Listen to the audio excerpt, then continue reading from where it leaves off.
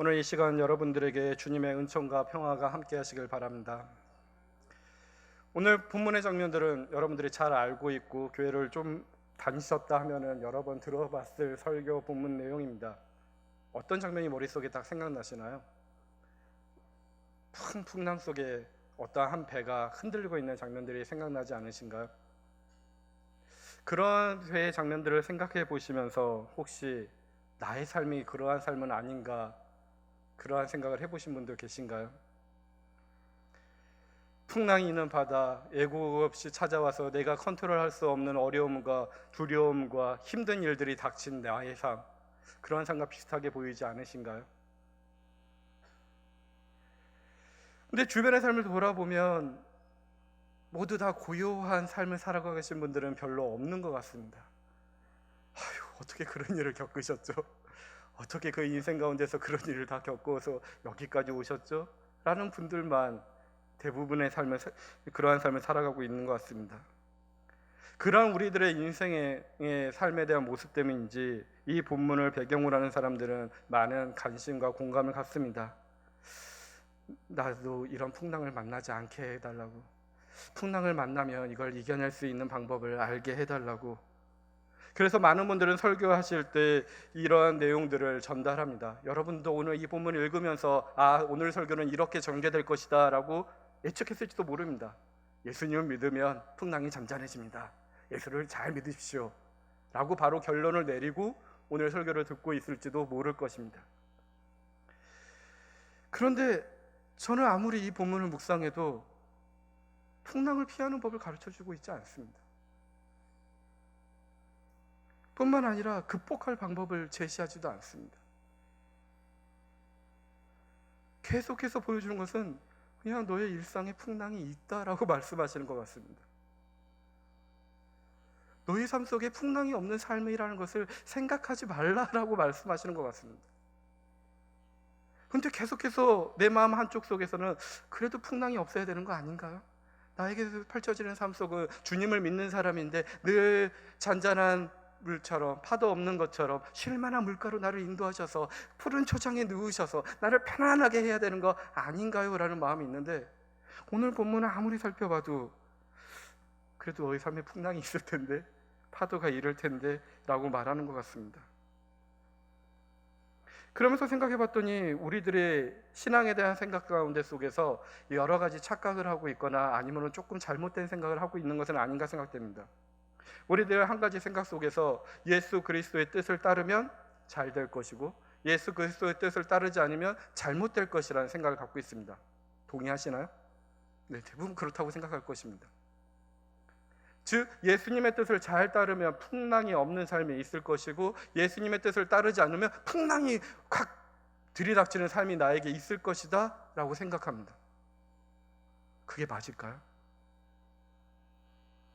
성경에서는 때때로 예수님의 뜻을 따르지 않아서 풍랑을 만나는 이야기들을 하고요, 우리들 주변 사람 속에서도 그런 일들은 있을 거라고 쉽게 생각합니다. 근데 잘 따져보면 어려움을 당한 사람은 신앙과 상관이 없습니다. 몸을 함부로 굴린 사람 건강이 나빠집니다. 절제하지 않는 사람 경제적으로 어렵습니다. 공부하지 않는 학생 성적 좋을 리가 없습니다. 나만 생각하고 살아가는 사람 좋은 인간관계 맺을 수 없습니다. 다른 사람을, 가족을 사랑하지 않는데 가족 안에서 평안을 누릴 수가 없습니다.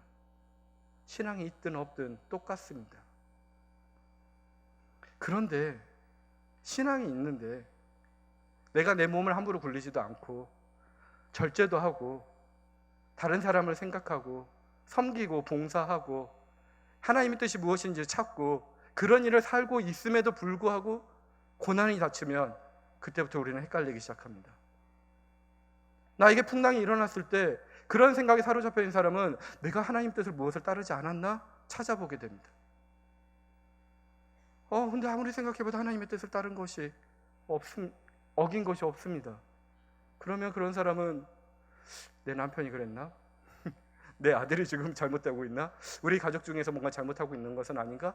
이러한 의심을 하게 되고 하나님에 대한 원망이 커지게 되고 이상한 길로 흘러가게 되어 있습니다. 저는 그래서 잘 생각해 봤더니 예수 그리스도의 뜻을 따르면 풍랑이 없고 예수님께서 따르지 않으면 풍랑이 있다. 따르지 않으면 풍랑이 있다. 이 생각이 틀릴 수 있다는 것이 오늘 말씀 속에서 계속 들려오는 것입니다. 왜냐하면 첫 번째 구절입니다. 오늘 35절엔 이렇게 기록되어 있습니다. 그날 저물 때에 제자들에게 이르시되 우리가 저편으로 건너가자 하셨습니다. 지금 저녁에 목수 출신이었던 예수가 어부 출신이었던 제자들에게 배를 내놓으라고, 우리 건너가자고 말하고 있습니다. 제자들에게 그 명령이, 그 부탁이, 그 뜻이 납득이 됐을까요? 물고기를 잡지 않는 이상 어부들은 저녁에 배를 잘 띄우지 않습니다. 어떠한 일을 닥칠지 모르니까요. 그 어두운 가운데 속에서 이겨낼 재간이 없습니다. 웬만하면 배를 운행 안 합니다. 그런데 목수 출신 예수가 배를 띄우랍니다. 그런데 그것까지는 용납할 수 있습니다. 가재요, 어딘가를. 근데 가자는 곳이 말도 안 되는 곳입니다. 이들의 이 백성들에게서는 하나님의 백성을 믿는 사람들과 지내야 되고 이방인들을 숭배하는 곳에는 가서는 안 되는 곳입니다. 근데 저녁께서 바다 저쪽으로 가자고, 갈릴리 저쪽으로 가자고 얘기합니다.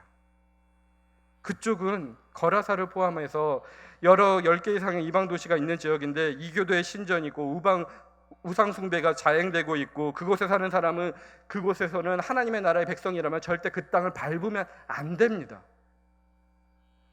하나님의 뜻을 따르겠다는 예수님이 말도 안 되는 지옥으로 가자고 하고 있는 것입니다.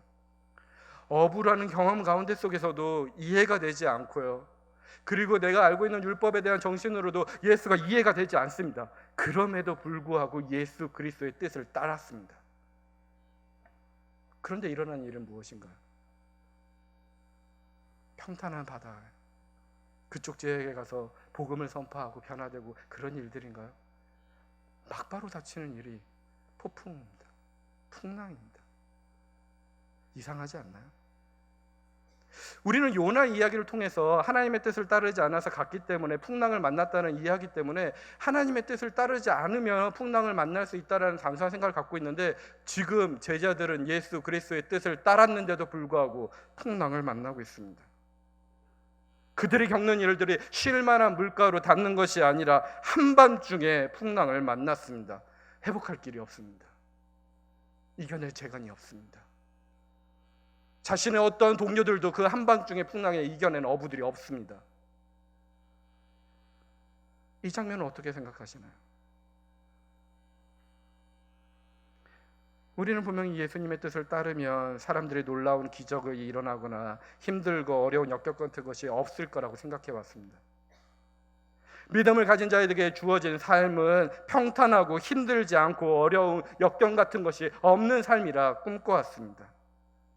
평탄하고 힘들지 않고 어려운 역경 같은 것이 없는 삶이 하나님의 인도하심이라 고백해 왔습니다. 근데 여기서 저는 우리가 실수하고 있다고 생각합니다.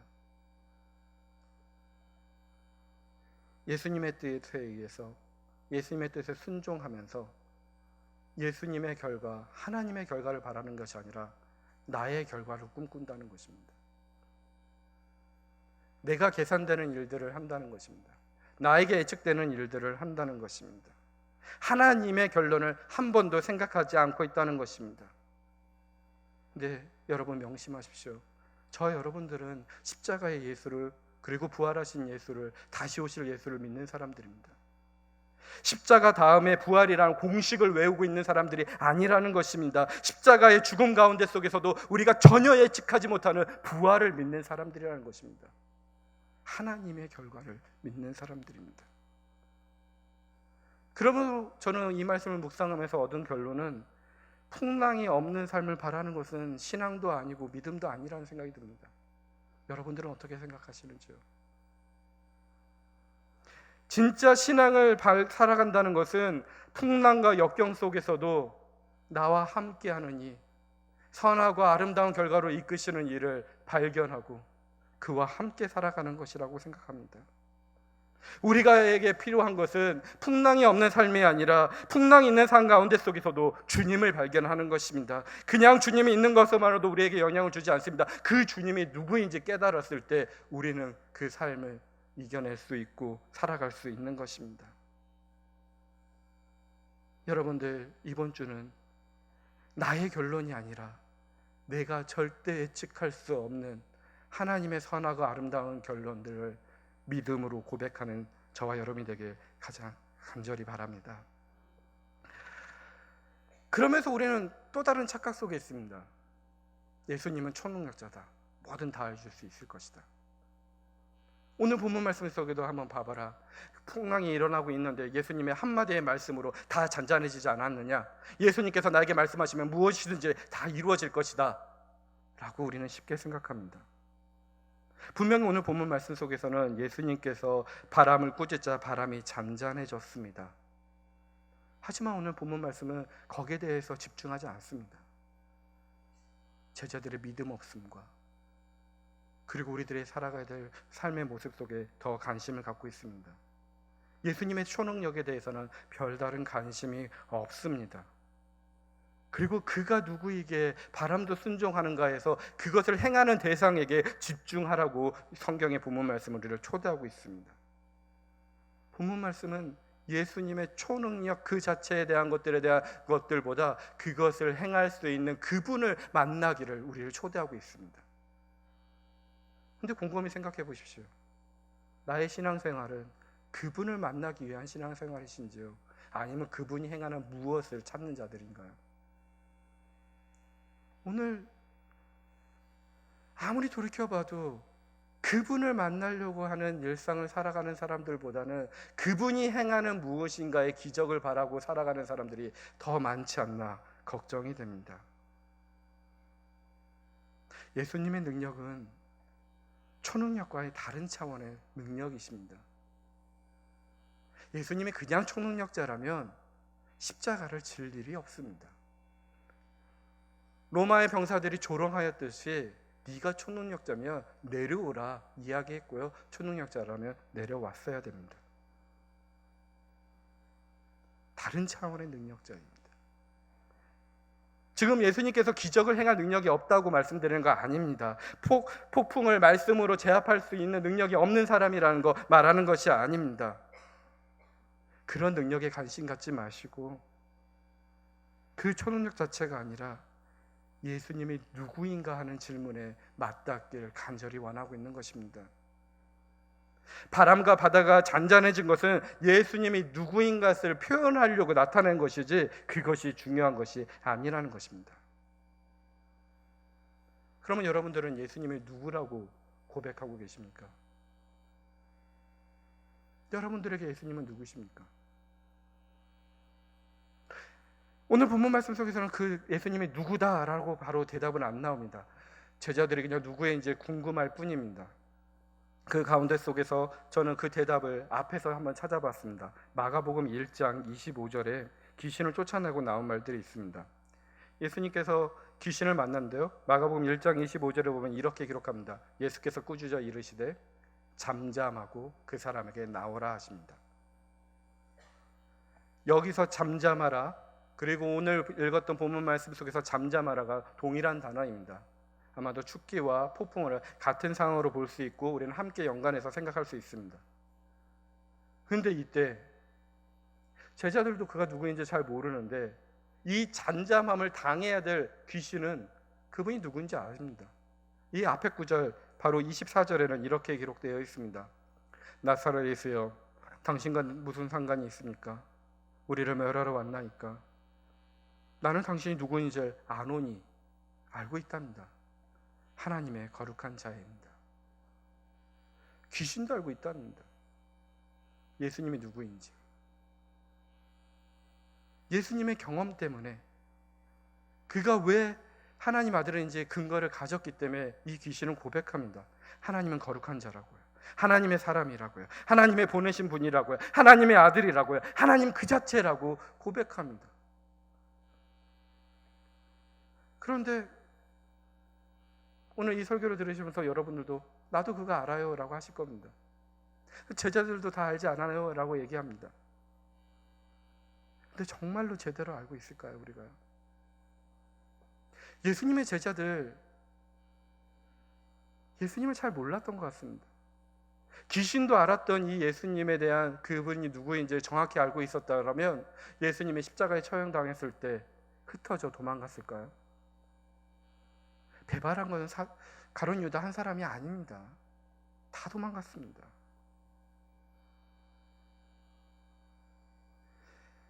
이게 오늘 여러분들이 깊이 생각해 봐야 될 문제입니다. 여기에 어려움을 가지셔 봐야 됩니다. 관심을 가져보셔야 됩니다.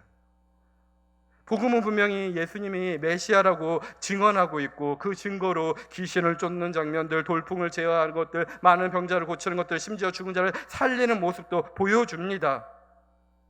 하지만 그걸 읽으면서 여러분들이 진심으로 예수님은 하나님의 아들입니까? 고백하시나? 그것을 고민해 보라는 것입니다. 오늘날 예수님이 어떠한 분이신지 확실히 밝혀졌나요? 밝혀지지 않았습니다. 예수님의 하나님의 거룩한 하나님의 아들이라는 그 사실의 증거가 있습니까? 명명백백하게 밝혀졌나요? 그렇지 않다고 생각합니다. 세상에는 아직도 그 사실을 인정하지 않는 사람이 더 많습니다. 예수님은 성자 중에 한 사람이라고 생각합니다. 메시아라고 인정할 수 없습니다. 유대인들이 대표적으로 그렇게 생각합니다. 예수님이 메시아이며 그리스도란 증거를 대라고 아직도 말하고 있습니다. 근데 그들의 그 주장이 터무니없는 것이 아닙니다. 예수 그리스도가 이 땅에 오셨지만 세상이 변했나? 2000년 전이나 지금의 우리가 실망하는 세상은 동일합니다. 누구나 인정할 수 있는 강력한 증거가 있나요? 저는 아직 그 증거를 모르겠습니다. 아니, 이것은 믿음으로 가능한다고 합니다. 그러면 믿음으로 있는 우리의 기독교인들이 동일한 예수 그리스도를 고백하나요? 예수 그리스도의 가운데 속에서 우리는 너무나 사회적인 인식에 대한 차이, 정치적인 인식의 차이, 그리고 개인적인 신앙의 차이가 너무나 많습니다. 어떤 신자는 예수님을 믿어서 복을 받을 거라 생각해서 그 복을 받기 위해서 헌금을 열심히 합니다. 어떤 신자는 예수님을 사회혁명가라고 생각해서 사회 정의를 꿈꿉니다. 어떤 신자는 도덕군자라 생각해서 그냥 착하게 살면 된다고 생각합니다. 어떤 신자는 공의의 심판자로 생각해서 내가 그 하나님 앞에 잘못하신 것이 없는가 고민합니다. 다 다릅니다. 예수님에 대한 생각이 개개인마다 다 다르고 있습니다. 왜 이렇게 다를까요? 누가 옳을까요? 그 답은 예수님이 왜 그리스도인가 하는 질문에서 드러나게 되어 있습니다. 예수님이 그리스도가 아니라는 뜻으로 말씀드리는 것이 아닙니다. 그는 분명히 사도신경이 우리가 함께 고백하는 대로 우리의 그리스도시고 그가 우리를 심판하러 다시 오실 것이고 그 오심에 따라서 하나님의 나라가 이루어질 것을 저는 믿음으로 고백합니다. 그런데 저희가 여러분들에게 드리는 도전은 여러분들에게 왜 이분이 그리스도시고 구주냐는 것입니다. 무슨 근거로 예수님을 믿고 그분을 나의 구주로 고백하고 계시는지 오늘 한번 답을 내려보십시오. 예수가 누구인지 할 땐 분명히 어떠한 경험과 우리들의 삶 속에 근거가 필요합니다. 여러분들은 실제적으로 진지하게 예수님이 누구인지 고민하고 생각해 보시나요? 물론 처음에 교회에 나왔을 때 신앙교육을 받으면서 예수님은 누구신가를 과목을 들으면서 생각합니다. 세례를 받을 때 그 교육에 대해서 고백하고 약속합니다. 그리고 그 하는 예수님이 나의 구주라는 고백을 예라고 대답하시겠습니까? 라고 네라고 대답합니다. 하지만 그 뒤로 매일매일 여러분의 일상 가운데 속에서 그것이 반복되고 있냐는 것입니다. 그것이 없다면 우리의 신앙은 죽은 것일 수 있습니다. 그런 질문이 우리의 영혼에서 계속해서 솟구친다면 그때 우리의 신앙은 살아있는 것입니다. 여러분에게 다시 한번 묻습니다. 그분은 누구십니까? 그냥 사람들이 말하는 답을 원하는 것이 아닌 줄 알고 계실 겁니다. 그는 누구십니까? 그분 앞에 혼자 서서 당신은 누구십니까? 진지하게 물어보는 삶을 여러분들에게 요청하는 것입니다. 이번 한 주 그분이 누구신지 정말 묵상하며 살아가는 사람들이 되길 간절히 바랍니다. 그런데 그분이 누구인지 알 수 있는 길 가운데 속에서 우리에게 꼭 필요한 것이 있습니다. 믿음입니다. 40절에 보면 오늘 본문 말씀 속에서 제자들에게 이르셨습니다. 어찌하여 이렇게 무서웠냐? 너희가 어찌 믿음이 없느냐 말씀하십니다. 그런데 입장 바꿔 생각해 보십시오. 제자들의 입장 가운데 속에서는 그 순간 두려운 게 당연합니다. 한밤중이고요. 안 갔던 길입니다. 그쪽 이방 쪽으로 가보지를 않았습니다. 한 번도 가보지 않는 그 호숫가 속에서 한밤중에 폭풍을 만났을 때 해결할 방법이 없습니다. 언제 배가 뒤집힐지도 모릅니다. 그러니 그 다급한 가운데 속에서 예수님을 살리려고 했는지 아니면 가르침을 깨우는지 모르겠지만 여하튼 깨워야 됩니다. 그런데 대뜸 예수님은 왜 믿음이 없느냐 질타하십니다. 이때 이 믿음은 무엇일까요? 예수님께서 나에게 초능력이 있는 것을 모르냐라는 질문으로 믿음이 없느냐 물어봤을까요? 저의 묵상 가운데서는 전혀 그런 내용이 나오지 않습니다. 그런 가운데 속에서 이 믿음이 어떤 것일까 생각하는 가운데 속에서 최근에 습관이 영성이다라는 책이 있습니다. 거기에 나온 한 예화가 있습니다. 거기에 믿음이 좋은 사람이 있었습니다. 너무나 믿음이 좋아서 늘 하나님의 말씀을 묵상하고 나는 믿음으로써 하나님께서 다 이루어 주실 것이라고 고백하며 살아가는 사람이었습니다. 근데 갑자기 그 마을에 홍수가 일어났습니다. 그래서 물이 넘쳐나고 점점 불어나서 집안에 가득하게 되었습니다. 소방관이 찾아와서 이거의 집 밖으로 나오라고 합니다. 근데 이 믿음에 좋은 사람이 걱정 마세요. 하나님이 나를 구해 주실 것입니다.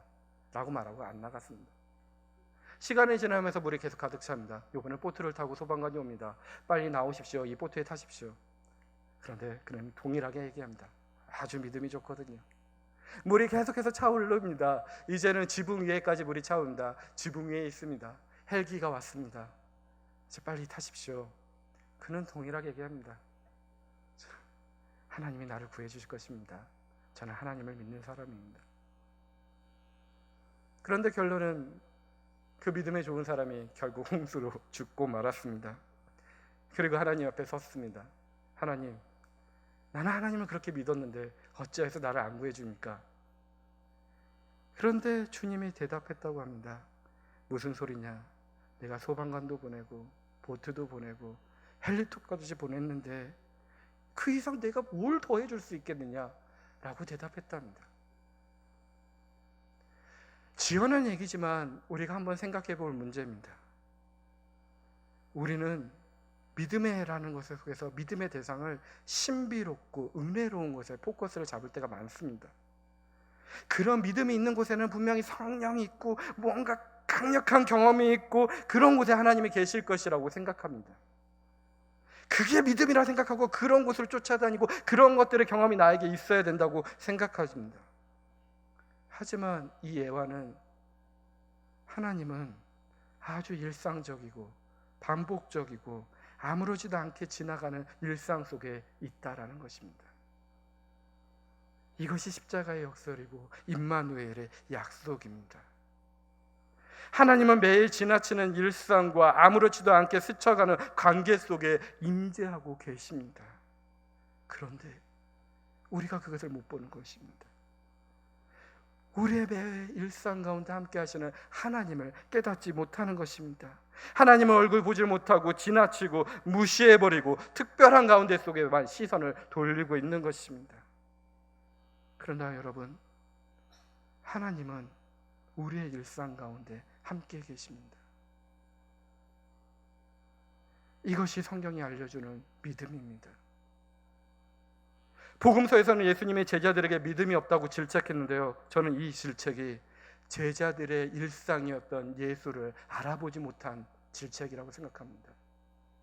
늘 함께 있던 예수님입니다. 그런데 그를 알아보지 못했던 것입니다. 우리의 주님은 우리와 동일한 모습으로 오셨습니다. 그리고 살아갔던 삶도 우리와 동일하게 살아갑니다. 우리와 동일하게 폭풍과 같은 삶을 당하시고요, 어려움을 당하시고요, 외면을 당하시고요, 조롱을 당하시고요, 침뱉음을 당하시고요, 채찍질에 맞으시고요, 죽으셨습니다. 우리가 흔히 생각하는 성공적인 삶을 살아가지도 않고요, 자신의 이름을 드러내고 존재를 드러내는 영광의 길도 걸어가지 않았습니다. 그분의 방식으로 우리를 사랑하고 증명하셨습니다. 우리의 일상과 동일하게 살아가셨습니다. 그처럼 주님은 제자들과 함께 그 배를 타시고 그들의 두려움 중에도 옆에 계셨습니다. 그런데 그분이 누군지 몰랐던 것입니다. 우리는 어떠한가요? 여러분들의 일상 가운데 속에서 하나님이 함께 계심을 고백하시나요? 여러분들의 매일매일 묵상하는 말씀 가운데 속에, 여러분들의 매일매일 드리는 기도 가운데 속에, 그것이 하찮고 사소하고 아무런 큰 변화가 없는, 성령이 임재하지 않는 같은 것 가운데 속에서 여러분들의 영혼이 변화되는 것을 못 느끼시나요? 여러분들이 만나는 사람 가운데 속에, 여러분들이 만나는 사건 가운데 속에 주님의 임재하심을 못 느끼시나요?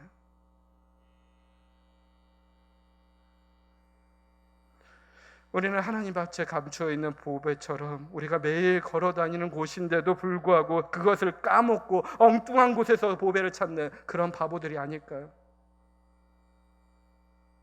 꽃 한 송이, 풀 한 포기, 나에게 만나는 사소한 기쁨을 주는 그러한 일상 속에 함께하는 하나님을 알아보지 못하고 자극적이고 강약한 마약을 찾아다니는 사람들처럼 헛된 꿈을 꾸고 있는 사람들은 아닐까요? 오늘 일상 속에 있는, 나의 삶 속에 늘 함께 하시는 그 주님을 만나길 간절히 바랍니다. 그 믿음을 가지고 나의 일상 가운데 속에서 주님을 만나면 그 주님을 통해서 아주 놀라운 사건들을 만나게 됩니다. 두려움을 갖게 되는 것입니다. 세상 일의 가운데 속에서 현실적인 두려움을 갖는 사람이 두 번째 다른 두려움을 경험하게 하는 것입니다. 강풍을 잔잔케 하시는 그 주님에게 느끼는 두려움입니다. 거룩한 두려움입니다.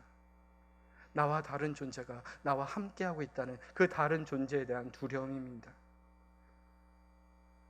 일상 속에서 따뜻하게 나와 이야기를 나누었던 그분이 나와 같지 않은 분임을 느끼게 되는 두려움입니다.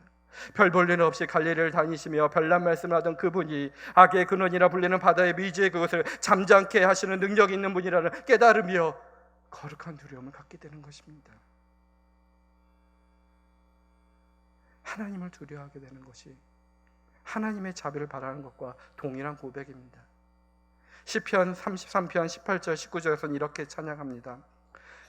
여호와는 그를 경외하는 자 곧 그의 인자하심을 바라는 자를 살피사 그들의 영혼을 사망에서 건지시며 그들이 굶주릴 때 그들을 살리시는 도다라고 얘기합니다. 다른 번역본을 보면은 여호와를 경외하고 두려워하는 자에게 하나님의 인자하심을, 하나님의 사랑을 베푸신다고 하는 것입니다. 믿음은 그러한 두려움으로 우리를 초대합니다. 그 속에서 하나님의 사랑을 발견하게 됩니다. 현실의 두려움 앞에서 하나님의 자비와 사랑을 바라게 됩니다. 두 가지 두려움 가운데 속에서 하나님의 존재를 깨닫게 합니다. 그가 누구인가의 물음을 가지고 살아가는 삶으로 인도합니다. 그 물음에서 시작하여 세상의 두려움을 어떻게 풀어날 것이라는 고민하는 삶을 살아가게 되는 것입니다. 오늘 저와 여러분들을 그러한 삶으로 하나님께서는 초대하신 것입니다. 그 삶을 통해 우리는 인내를 발휘할 수 있는 기회와 용기를 발휘할 수 있는 기회와 서로를 사랑하고 이해할 수 있는 기회를 가지게 되며 나뿐만 아니라 주변과 우리의 일상 가운데 함께하는 주님을 발견할 수 있는 은혜를 허락하십니다. 그리고 사랑할 수 있는 기회를 주십니다. 그 순간들, 그 주님과 함께한다면 우리들의 삶을 통하여 하나님의 나라가 확장될 것입니다. 이 내용을 믿는 저와 여러분이 되길 간절히 바랍니다. 말씀을 정리하겠습니다. 정말로 풍랑 같은 삶을 살고 계신 분들이 계신가요? 깊은 수렁에 빠져들어서 헤어날 가능성이 없어 보이는 인생의 어두운 시기를 보내시는 분들이 계신가요? 방향을 가늠할 수 없는 혼동 속에 빠져 낙심하는 분들 계신가요? 잊지 마십시오. 마태복음 28장 22절에 말씀하신 것처럼 보아라, 내가 세상 끝날까지 항상 너희와 함께 있을 것이라 라고 말씀하십니다. 우리의 주님, 그분은 우리와 항상 함께 하십니다. 풍랑 가운데서도 우리와 함께 하십니다. 그리고 그 풍랑 가운데 속에서 신비한 방법으로 통해서가 아니라 소방관으로, 보트와 헬기 같은 아주 일상적인 방법과 사람을 통해서 우리를 도우고 계십니다. 이렇게 일상 속에서 하나님을 바라보는 것이 믿음입니다. 하나님은 그렇게 우리 가운데 서 계십니다.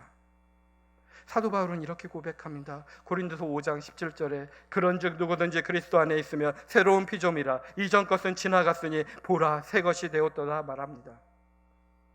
우리도 이 고백을 같이 하지만 우리가 완전히 리모델링되고 우리가 삶이 완전히 바뀌는 것이 아닌 것입니다. 우리의 모습, 우리를 그대로 사용한다는 것입니다. 우리의 일상을 사용하신다는 것입니다.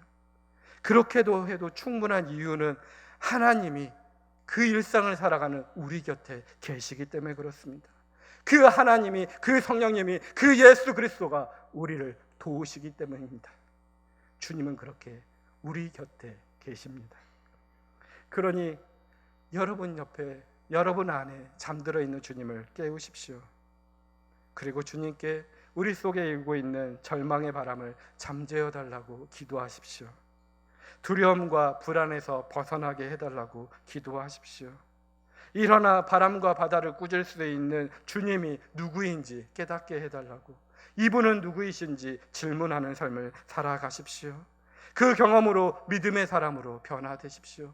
그 믿음으로 이 세상 가운데 속에서 주님은 늘 함께 계신다는 믿음의 고백으로 하여 어떠한 삶의 속에서도, 풍파 가운데 속에서도, 사망 한가운데 속에서도, 외로운 삶의 공간 속에서도, 메마른 땅을 걸어가는 순간 속에서도 주님이 함께함을 잊지 않는 주님의 사람이 되길 간절히 바랍니다. 기도하겠습니다.